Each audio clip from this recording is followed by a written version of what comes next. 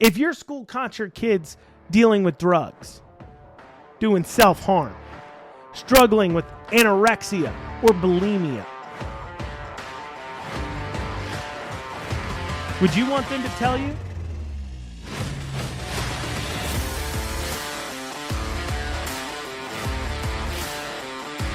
How's it going, everybody? This is, of course, your favorite candidate in the world, your favorite podcaster in the world, your favorite state treasurer candidate, of course, Andrew Cooperrider, coming at you with another amazing episode of the Andrew Cooperrider Show. I thank you guys so much for joining me today. As always, remember, you hit the share button if you're on the Facebooks. You comment, you like if you're on YouTube or Facebook. Both help the algorithm. Make your comments known. Share it with others. Tell people about it. Turn to people next to you. Say, hey, check out the Andrew Cooperrider Show. I love it. He's interesting. What he covers is great. If that's not true, say it anyways, because I'd appreciate it. And as always, if you're watching this on YouTube or Facebook as a replay, or you don't want to watch the video, you can listen to the audio only version available on Spotify and Apple and most other podcasting platforms. It's available actually earlier there than it is on video. Video drops at noon every Tuesday, and then the podcast itself is ready Tuesday mornings. I believe it posts like 5:30 a.m.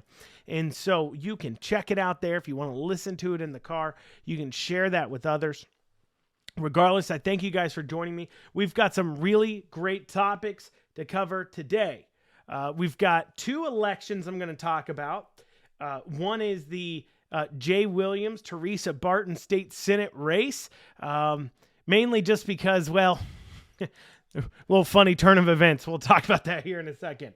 Then we've got the Shepherd Bilby race. That is for a judgeship there out of Franklin County. However, of the county judges, it is one of the most important in the state. We're going to cover why, and we're going to talk about the massive amount of money the Democrats have been dumping into Shepherd. And then as well, we've got an Anderson County school principal. He was suspended for refusing to follow some guidelines on using suggested pronouns, not telling parents. I looked at what the guidelines actually were, and let me tell you, they shouldn't happen. But we'll dig into that and more. But thank you guys for joining me. One more thing. Text the word Liberty to 33777. That's Liberty to 33777. And of course, if you're feeling generous, if you want to see your favorite political individual being elected to the state treasurer's office, you're going to visit that c4ky.com. That's c4ky.com and support that campaign. But let's dig into it. Let's start off with the Teresa Barton story. This is funny. Now, full disclosure, I know Jay Williams pretty well. Me and him are friendly, at least. Maybe we're friends. I don't know. We don't whisper sweet nothings to each other at night, and we don't really, do that kind of stuff. But Jay's a good guy. I like him a lot. I have a problem with the fact he wears felt jackets to places, but different generation, right? I just seem so warm. It just seems like a warm jacket, Jay. You need to modernize that wardrobe, buddy. But outside of that, I like Jay quite a bit. Now, his name is spelled G-E-X, but it's pronounced Jay. Apparently, that's a common name when he was born in the 1800s. Anyway, I'm just messing with you, Jay. Anyway, so interesting thing in his race, of course, he's the Republican nominee for his Senate race there, covering kind of stretches from Franklin County there in Frankfort up into northern Kentucky, Kenton County, Boone County, Gallatin County kind of area there, kind of stretches up along the well, really, there's countryside. I don't think there's a road. There's not really a major road that connects Frankfort to that area. So anyways, but stretches out through that area there. And he's in a, I'd call the race heated, but Jay's a good candidate. Jay has actually served priorly in the state Senate. He served in the 90s. He's kind of known as famously as the Republican that led to the Senate taking over there. There's a real interesting story. Maybe I'll cover it. Maybe I'll do a Kentucky political history episode, and I'll cover Jay Williams and the way that they were able to get something crazy done. They were able to get abortion bills and some other Republican bills passed in the state Senate when at a time where they were not in the majority because they some of the Republicans, mainly I'm told masterminded by Jay, kind of mastermind to take over there. So interesting stuff. Jay's, of course, a politically smart guy. He was backed and endorsed by Thomas Massie in his primary. That seems pretty good to me. But so he's in this race against this Democrat, Teresa Barton. And Teresa Barton's not doing too well. And I know Teresa Barton's not doing too well because of, well, what she was caught doing. Caught red-handed. Let me show you what Teresa Barton was caught doing. Uh-oh. That looks like Teresa Barton to me. And what's she doing there? Well, if you notice, she's next to a Teresa Barton, a big sign, and it was clearly on some sort of public property of some sort. And Jay Williams had a sign right next to the Teresa Barton sign. Apparently, somebody's been taking it down because, well, the Jay Williams campaign or somebody saw fit to put up a trail cam. That's right, Teresa. Trail cam. Now, for those of you thinking, is it Teresa Barton? So what she's doing there, she's grabbing the sign, okay? It's easier to see in this photo here. You can see her standing there. She's looking at the Jay Williams sign, and you see it missing in another photo. And on the left there, you'll see Teresa Barton in all her sticky-fingered glory.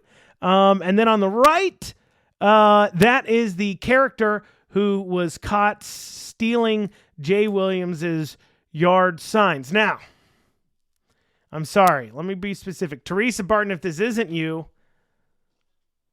I'm sorry. That looks like Teresa. But how many people are running around with that haircut? I mean, it's a popular haircut. Don't get me wrong, but I mean, she's got the hair length, the glasses.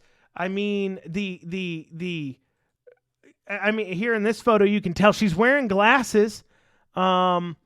As far as that goes, she's got same kind of hair, blonde, white. She looks like she'd asked for your manager. I think she is. I'm going to say that's Teresa Barton. Now, I'm not a detective, but my rudimentary detective skills tells me that the person stealing a Jay Williams sign that looks like Teresa Barton, who's running against Jay Williams, is most likely Teresa Barton. And that's just hilarious. But that's classic Democrat ways, right? First off, one thing, yard signs don't vote, okay? Here's the second thing. I don't know why she was stealing Jay Williams' yard sign. She hasn't come out and talked about it as far as I can tell. She hasn't come out and really discussed it. I'm sure if she was, her excuse would be, well, that's an area I had up my sign and he put his next to mine and blah, blah, blah. But it looks like that is a public area, and that's what Jay Williams has stated. That was an area he was allowed to have his sign. Clearly, he was allowed to have his sign there. You know how I know? Because he had an expensive trail cam. Maybe not him, but somebody had an expensive trail cam on the property watching the signs. So clearly, if they were able to risk putting up a trail cam, they probably had permission. And Teresa Barton, shame on you. Sticky fingers Barton. Well, I tell you this much. If you live in the Jay Williams Barton race area, if you live in the Franklin County area up into northern Kentucky and you see that race on your ballot, just remember, if she's willing to steal a yard sign, she didn't get somebody else to do it. That's what's crazy to me. What? How small is her campaign team? I mean, look, that is crazy to me that we got a candidate herself out here stealing yard signs. Go knock a door, Teresa. Okay? What are you doing? Go campaign, right? Picking up that yard sign. Who's driving by and is like, well, I was going to vote for Jay Williams, but, well, he doesn't have one yard sign in that one place, so I guess I'm not doing it. What use of time is that, Teresa? Focus on running your race. Focus on trying. You're not going to. If you believe stealing your opponent's yard signs is going to be the difference between victory or success, I don't know what to tell you. That's a little crazy to me. So if you vote for Teresa Barton, shame on you. If you can't trust her with the yard sign, you can't trust her with the state budget. I will leave it at that. Okay, moving on. Other race out of Franklin County is the Joe Bilby Philip Shepard race. Of course, Philip Shepard is the incumbent. He is running there, trying to hold on to his seat from Bilby. The reason why this race is so important, well, first, let me frame this race and let me show you how important it is to the Democrats that Shepard hold on to this. And I say the Democrats because mainly Democrats have donated to him, including the Bashirs in the past have as well. But let's see how much he's raised. Look at that. $423,000 in a general election. $423,000. $423 for a judgeship. Now, you may be asking yourself, why is this judgeship so important? Well, it is a fatal flaw, not a fatal flaw, but a flaw of our system that the people who vote in Franklin County can decide. So the judge that hears initially all the cases regarding state action. So right now, if there is an action, so if the governor or somebody is suing on a law that the legislature has passed, they're trying to rule something unconstitutional or not allowed or violative, well, it can't violate the law because they write the law, legislators do. But if it's involving the state government or involving laws or the legislature, the case is heard by Philip Shepard's court a lot of times. And they tried to fix this in the legislature by passing a law saying essentially that you could be elsewhere. So if you find, if for an example, I am aggrieved by a state law, if I'm aggrieved by a state law, then I can bring that case in the court that maybe I live in or where the aggrieved party is, and I don't have to take it up in Frankfurt. And what we saw this, a good example of this was the HB1 lawsuits. There were 3 filed, one by Bashir against the legislature. I did a lot of podcasts about that lawsuit and how preposterous it was. Spoiler alert, the Kentucky Supreme Court agrees that it was preposterous of Judge Shepard to do what he did in that. We'll cover that here in a second.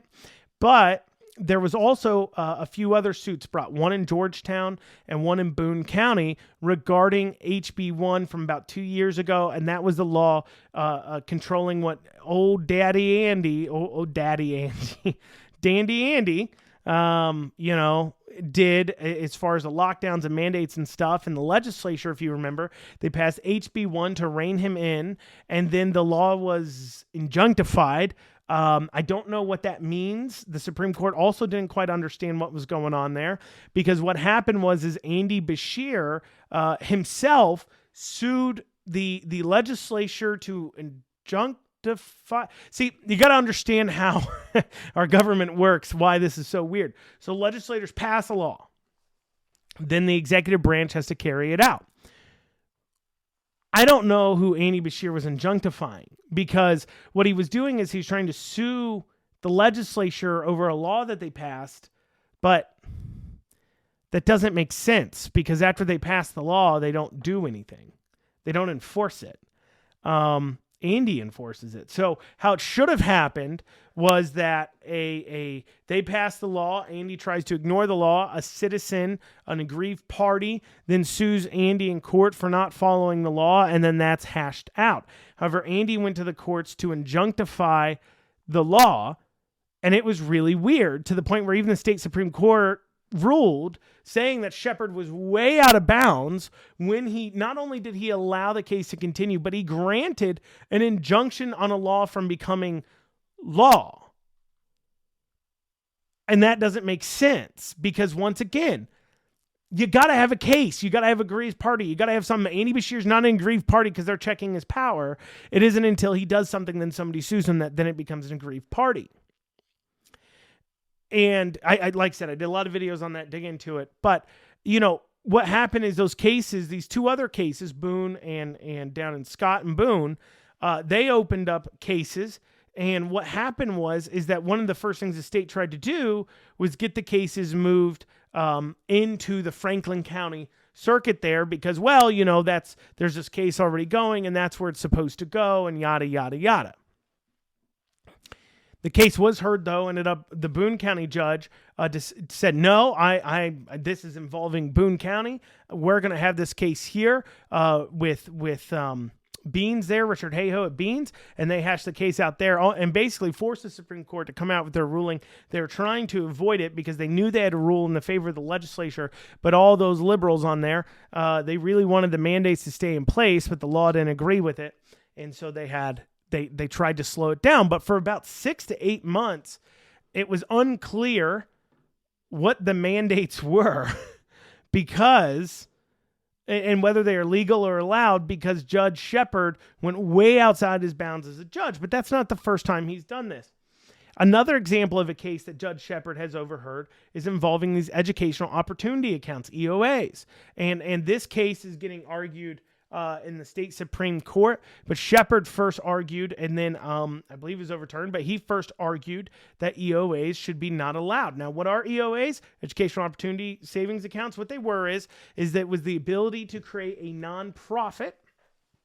So you could create a nonprofit sanctioned by the state that then individuals could donate, and corporations could donate money into these nonprofits and then get a tax incentive, essentially dollar for dollar, 97%. So if you donate $1.97 could be a tax deduction. So simply it was an enhanced giving, and you gave to these educational opportunity accounts, and then those nonprofits would issue out scholarships based upon means tested scholarships. And there were some laws regarding the means testing. And if you donated money into these educational opportunity accounts, your children could not benefit from it. And so what this was about is simply saying, hey, look, we're going to create an incentive program for rich people or companies to help send individuals of lower socioeconomical class to private schools and get an education they normally wouldn't get a chance to have. But Philip Shepard ruled that these are unconstitutional. Why? Well, he says that there's a line in our Constitution that says that the state has to provide public education.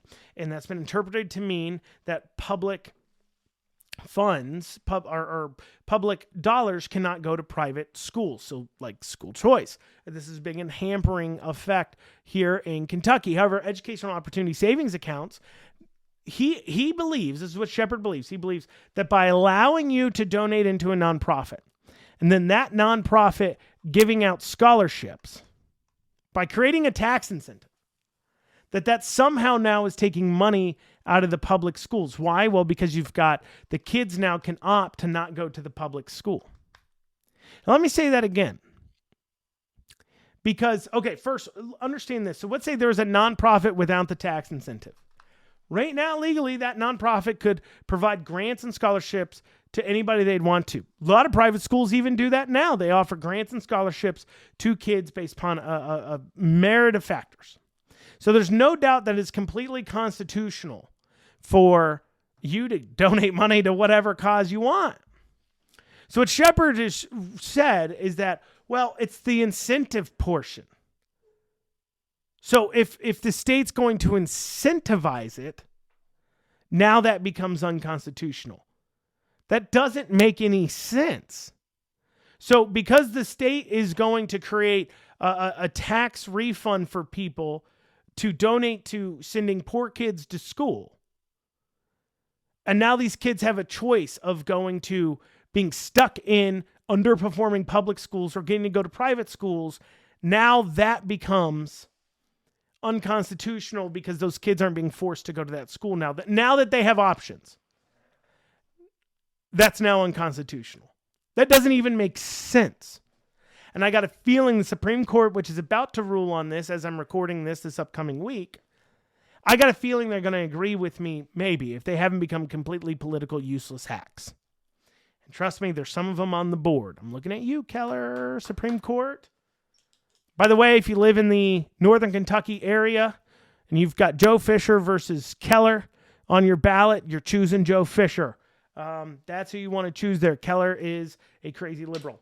Anyway, but they should rule in the favor because time and time again, the courts have upheld that money does not become government funds until it hits government accounts.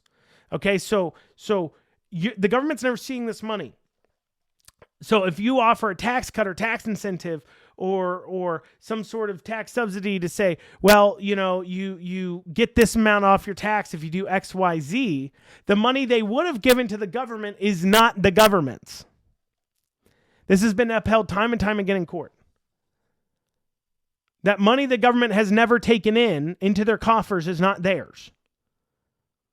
Because that's what they're saying. They're saying that this private nonprofit dollars is actually state dollars somehow. It makes no sense, but this is the same thing he did during COVID with HB1. He did these things that make no sense. It makes no legal sense.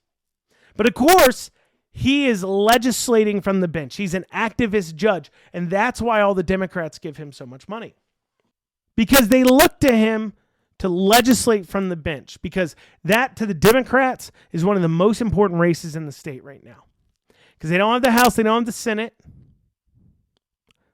and they may not, and they probably won't have the governor's mansion here in a few years. Hopefully, here in about a year. And so with that in mind, their last hope to get their liberal BS agenda done is Judge Shepard, acting out his liberal fantasy dreams on our dutifully and properly passed laws. And I tell you this much, and I've said this in prior podcasts, I've called for the impeachment of Shepard before, and I tell you this much, the legislature better get used to the idea of starting to impeach some of these judges that get out of control. Because I'm sorry, when the Supreme Court, as liberal as it is, the state Supreme Court has come down and said, this judge is out of control. We have no clue what he's doing. That should tell you something. That should tell you something. All right. Final story. Out of Anderson County. Conservative Anderson County. I think it's pretty conservative. I don't think it's majorative Republican yet, but you got to admit, that's not exactly like a bastion of liberal thought. Though I am pretty sure it was Anderson County that health department person that posted about how much she hates Republicans, but accidentally or she didn't say how much she hates Republicans, disliked. No, it was about Roe v. Wade hating Republicans. That's right. I believe she's in Anderson County too. So looks like you got a whole lot of bureaucrats over there. But Anderson County fires a principal for not using pronouns. Firing a principal for not using proper pronouns. Now, I'm going to read from Kentucky Today. Anderson County's Lawrenceburg, not for sales. That's Woodford. It's Woodford County Health Department that had the crazy liberal in charge of their social media. Shocker.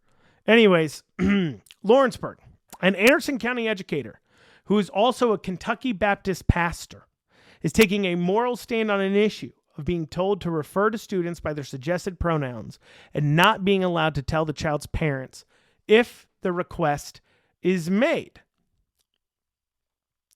Randy Adams, the principal of Anderson County Alternative School and pastor at Ballard Baptist in Lawrenceburg, balked at the school guidance and has been suspended, with pay, though, by the school system after he wrote a Facebook post letting others know about the guidelines. In the since deleted Facebook post, Adams explained the issue and how he felt about it. After learning of the guidance, he went through proper channels, reaching out to Central Office of Anderson County with his concerns that he believes he violates the freedom of religion and free speech. He asked them to rescind the guidance before a mass email was sent to the staff, but it was to no avail. As a Christian, I cannot call a person a gender other than their biological gender, he wrote in the post. This is a sin against God. He's also said it's not being able to communicate with the parents about their children. He also said not being able to communicate with the parents about what their children were asking from him amounted to lying. He said parents have a right to know. And it goes on. Here's the point. Okay, so the Anderson County School Board fires this guy, this pastor, principal, suspends him, suspense, for not using proper pronouns.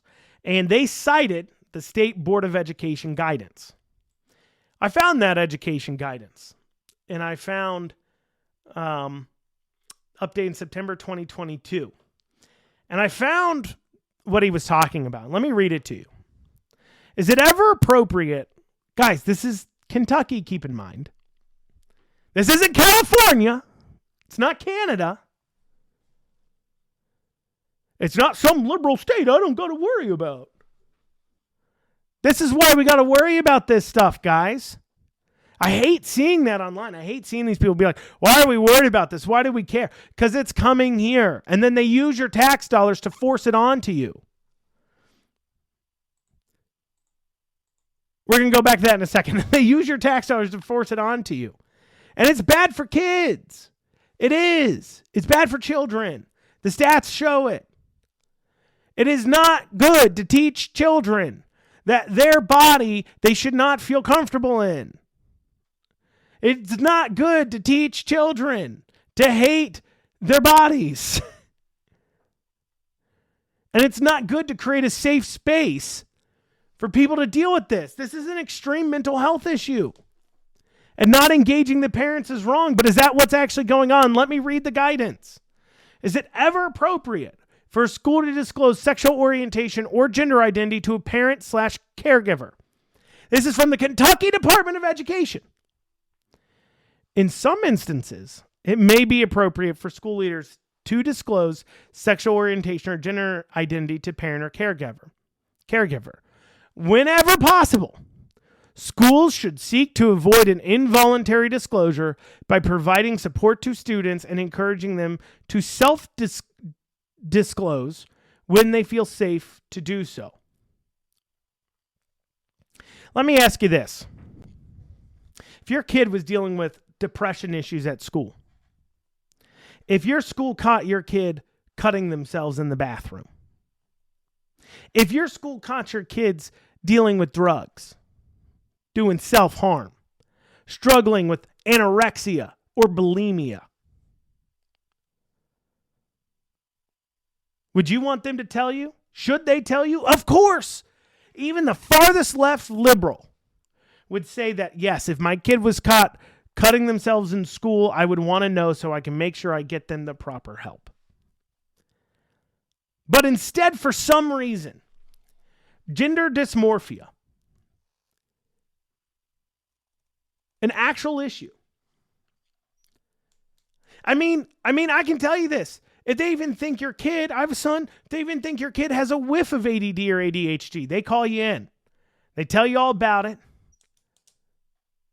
And they try to, of course, get your kid, taken care of and medicate them. And I don't want to go into debate about whether or not I should medicate ADD or ADHD kids. That's neither here nor there. But the important part is they let you know about everything else. Every other mental issue.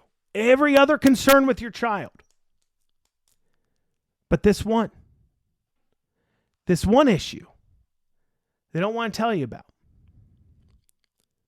And I think the schools need to be asking themselves, what happens when a child is clearly dealing with gender dysmorphia, body dysmorphia in a sense, just like anorexia or bulimia, dealing with those issues, and they're struggling.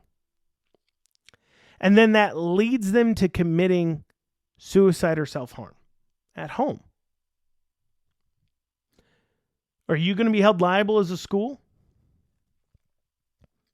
Are you going to be held liable for making sure these kids get help? I mean, let's keep that in mind, okay? Let's even say you are an individual who believes that these kids are not just suffering from a mental illness when they think they're a different gender. But let's say you believe that, that's not a thing. You'd have to agree at least, though, that kids need help through it. And what, you're going to trust, the school counselor to help them through that? Not a doctor, psychiatrist, or therapist. The school counselor is going to be who helps them through it. I mean, I don't know about you, but I remember in high school, I remember my school counselors. And while I appreciate the hard work they tried to do, they had a lot of kids to keep track of, and I wouldn't exactly call them the utmost of mental health professionals. And nowadays, we've got so much agenda pushing going on in the schools because that's what it really is. That's the real problem. It's not that they don't want to tell you because, well, you know, mental health. It's because if they told you, you might tell your child to snap out of it, and then their indoctrination breaks. And I remember I was reading online somebody saying, well, you know, we indoctrinate our kids at VBS and blah, blah, blah, blah, blah, blah, blah, and we indoctrinate our kids with this or that. And to your point, I guess, if you're calling that teaching, indoctrination, I guess. But the point is they're indoctrinated. They are indoctrinated, but with the parents' values. Because who's ultimately responsible for them? Are they going to be living at your house, guidance counselor, teacher, when they're 18 years old and out of high school and don't know what to do with their lives? Can I send them to you? Can these parents who you sell so fit to hide information from them, Kentucky educators that are partaking in this, can they stay at your house when they're losers? And don't do anything with their lives because they're struggling with mental health issues that you never bothered to get them proper treatment for or allow the parents to deal with it? Can they sleep on your couch? Of course not. Of course not. I mean, shoot, 2:30 comes along. They're not your problem anymore. Who cares if they're struggling with mental health issues the parents should know about? You create a safe space for them for a few hours, huh? A safe space where they could hide away from accountability or real treatment. And I get it. You may disagree with that parent and the way they feel about that issue, but that's not your place because it's not your child. It's the parents. And they're ultimately going to end up responsible for it. I thank you guys so much for joining us today. And as always, please visit c4ky.com. C4ky.com. Please donate to the campaign if you can. And tell your friends and family, get out there, tell them to vote for me, tell them to support me. It sends a message, right? Obviously, you guys know I do this episode every week. I dive into a lot of issues that normally political people would want to shy away from or stay away from. We try to dig into them and call them out as we see them. So I hope you at least recognize that and tell others to listen and tell others to support me because that's what we're going to need to win in this election. Thank you guys so much for joining me once again and have a great day.